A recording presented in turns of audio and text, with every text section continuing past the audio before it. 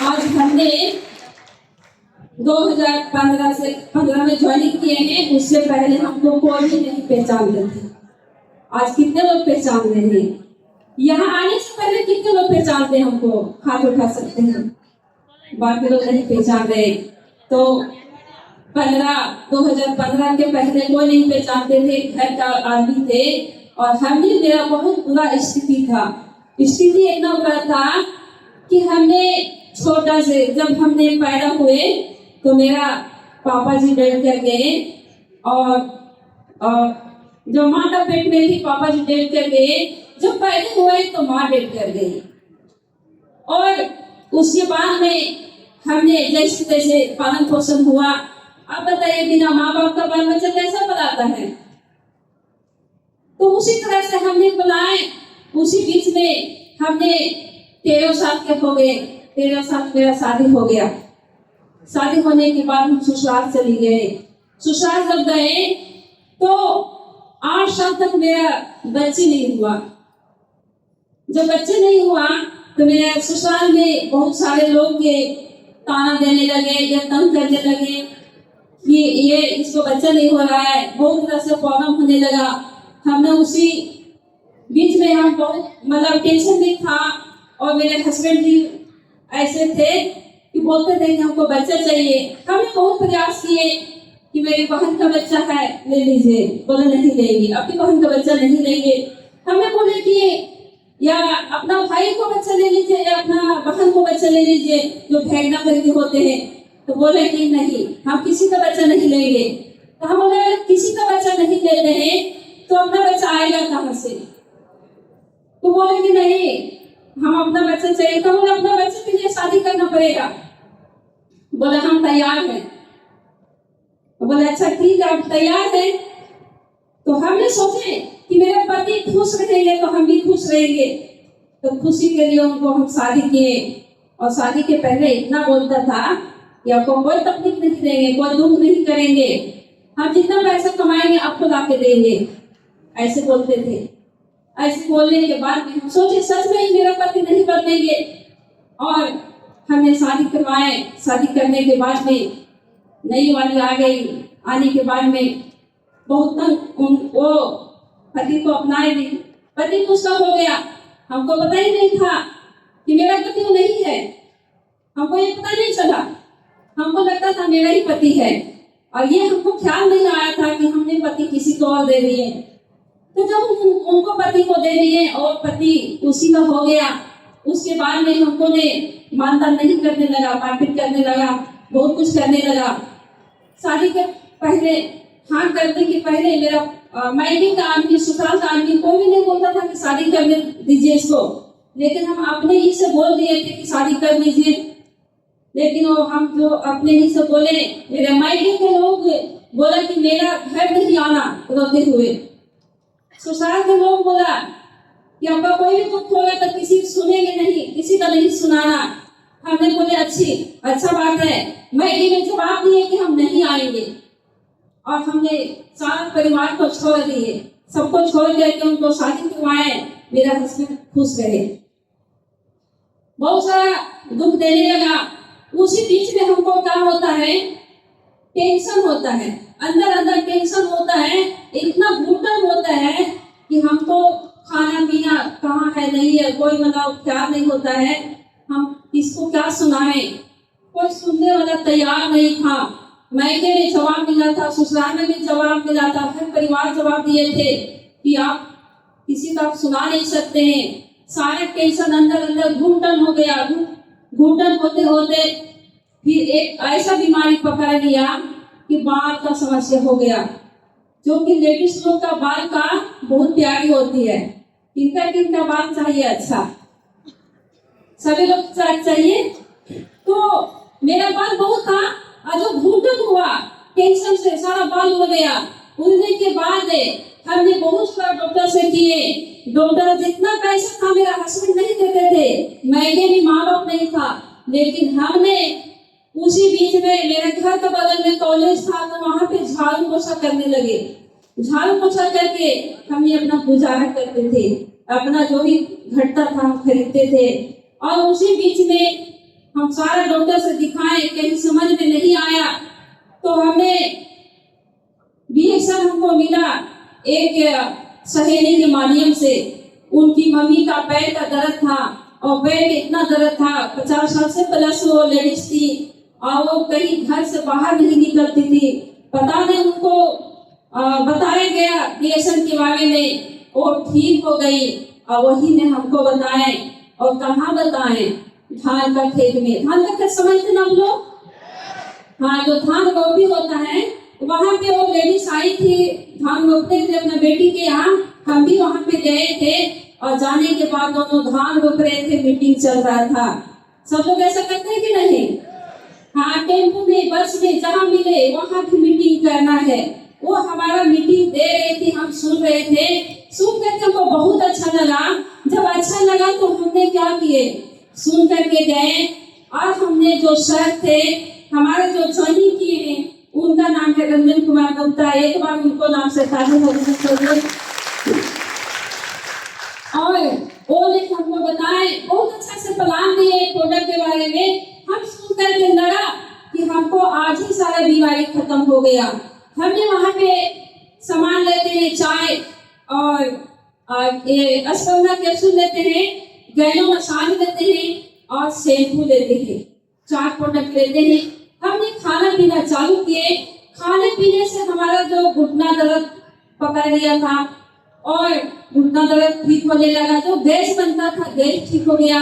बाल का समस्या थोड़ा सा बढ़ गया, क्योंकि बाल का जो जड़ था वो खत्म हो चुका था।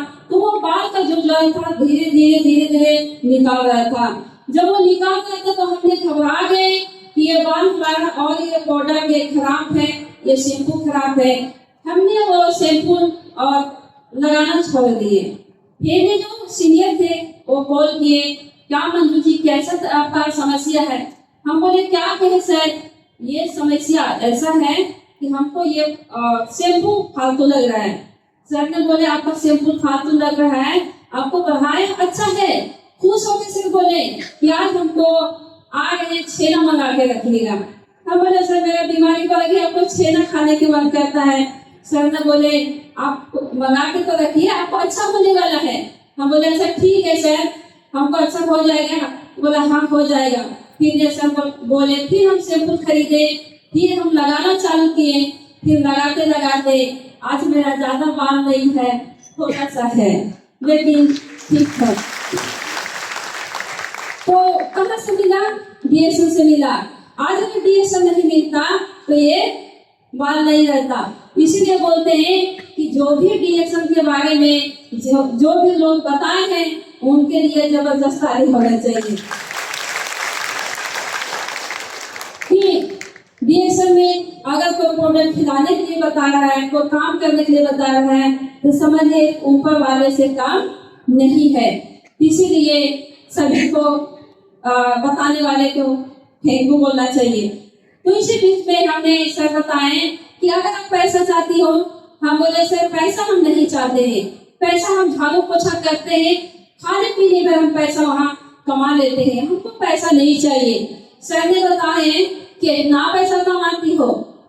हम बोले सर ज्यादा नहीं कमाते हैं, लेकिन 2500 पैसा कमाते हैं। 2500 में इतना लगता है एक आध लोग पैसा कमाती है। हम बोले नहीं सर मेरे इतना में हो जाता है। बोले सर बोले अच्छा देखो कितना घंटा काम करती हो? हम बोले सर 8 घंटा काम करते हैं, 2500 पैसा कमाते हैं। सर बोले 8 घंटा काम करती हो, 2500 पैसा मिलता है, अगर यहाँ पे 2 घंटा काम करेगी तो 10 गुना पैसा मिलेगा। हम बोले सर ऐसा होता है कि 10 गुना पैसा मिलेगा? दिमाग से पार हो गया, समझ में नहीं आया। सर बोले कि काम तो करो। हम बोले सर हमसे नहीं होगा। बोला आप ही से होगा। हम बोले पैसा नहीं चाहिए। बोले भलाई चाहते हैं? बोले हाँ भलाई बोलिए तो हम कर देंगे। तो हम एक भलाई का रूप में डीएसएन बताना चालू किए। तो सबसे पहले डीएसएन स्टार्ट करते हैं सभी लोग, तो सबसे पहले किसको बताने जाते हैं? अपना मौसी को, मामू है, बहन है, यही होता है। तो हम भी गए थे अपना मौसी के घर। अब मेरी मौसी बहुत बड़े व्यक्ति है, उनका 10 लोग क्या बोलते हैं, 6 वाला गाड़ी होता है वो चलता है, जेसीबी चलता है, ट्रैक्टर का 20 गो है, मतलब 5 लाख एलिटे मेरी मौसी के हाथ में रहता था। जब हमने बताने गए तो बताने के बाद में मौसी नहीं थी, उनका बहू थी और बेटा था, मेरा भाई और भाभी थे। जब हमने बताए, सर बताए, अच्छा लगा, तो 3000 का प्रोडक्ट खरीदी थी और 3000 के प्रोडक्ट में मेरी मौसी, जब हम देख के सोचा निकलेंगे, तब मेरी मौसी आ गई। जब मौसी आ गई तो बोला क्या क्या सामान तो ली, तो वो देखा दी कि 3000 का सामान ली और मौसी बोलती है कि नहीं सामान नहीं लेगी मेरी बहू, सामान लेते जाओ। वहां से मौसी मेरा सामान वापस कर दी, हमने चले आए। ऐसा होता है कि नहीं होता है ना, घबराना नहीं है, हमने कभी नहीं घबराए।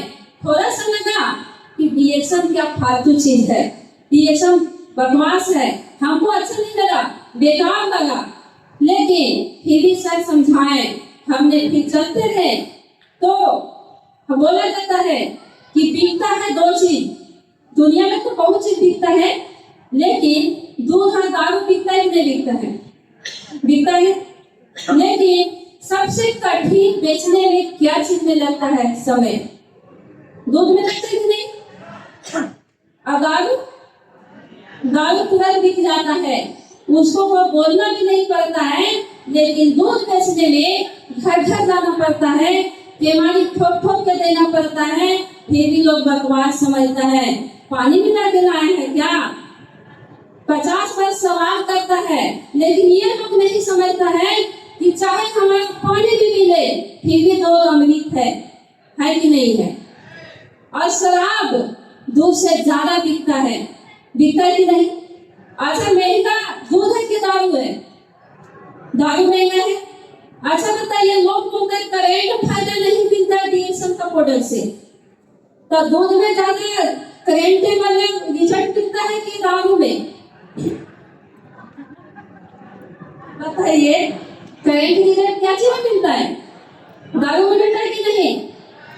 तो दारू पीने से करेंट रिजल्ट मिलता है, लेकिन दूध पीने से समय लगता है। तो हम लोग को घबराना नहीं है, हम लोग अमृत बेच रहे हैं, तो जैसा अमृत के जैसा बेचना चाहिए, और हम लोग को कभी घबराना नहीं चाहिए। अमृत कभी खराब नहीं होता है, कोई पकार नहीं होता है, लेकिन जहर बेचने वाला के लाज नहीं लगता है, लेकिन बहुत लाज लगता है दूध बेचने वाले को, लोग क्या कहेगा। तो जो किया शर्म उसको फूटा करम, शर्म कभी नहीं करना चाहिए, ठीक है। और भी रिएक्शन में जब शर्म लाज लगता है, बड़े बड़े लोग के देखिए और सलाह लीजिए। हम लोग सलाह किससे लेते हैं, यहाँ सुन के जाएंगे तो घर में सलाह लेंगे, जो यहाँ नहीं आया हुआ है। किससे सलाह लेंगे, जो डीएसएल के बारे में प्रोडक्ट नहीं खाया है उससे सलाह लेंगे। किससे सलाह लेंगे, जो डीएसएल के एबीसीडी नहीं जानता उससे सलाह लेंगे। क्या बताएगा, नहीं बताएगा। हमको जो मैट्रिक पास करना है तो किससे पूछना है, जो मैट्रिक पास है उससे पूछना है। जो फेल हो गया उसका करीब भी नहीं बैठना है, नहीं तो वो भी आपको फेल कर देगा। तो डीएसएल में जो सफल है बातें करना है, तो सफल व्यक्ति से बात कीजिए, वही सफल व्यक्ति आपको सफल रास्ता दिखाएगा कि कैसे लाखों रुपया आता है, कैसे करोड़ों रुपया आता है, कैसे कितना पैसा।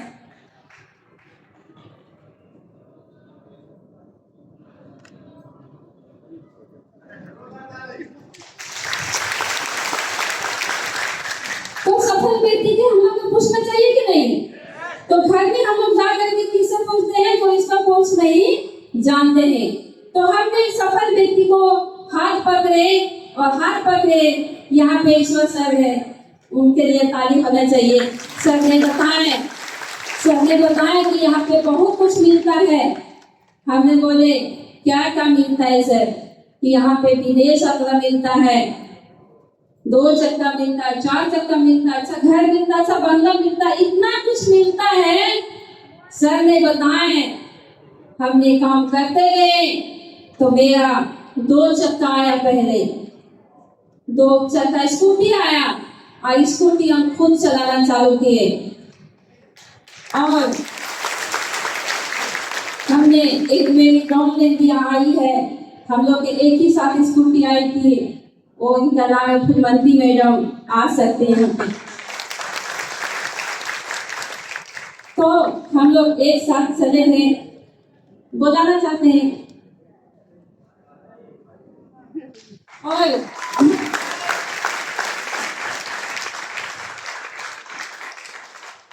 हम लोग दोनों मिल करके एक साथ अच्छा काम किए, बहुत मेहनत किए, और मेहनत करने के बाद में दोनों मिल के 2 स्कूटी हासिल किए। और स्कूटी हम लोग खुद चलाते हैं, दोनों मिल के खुद चलाते हैं। उसके बाद में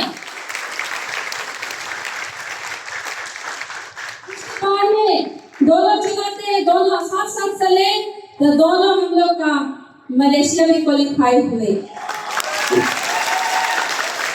और मलेशिया दोनों घूम के आए, और हम लोग का दोनों के नीचे अभी ज्यादा नहीं तो 40+ स्कूटी है, मगर सभी चलाती है।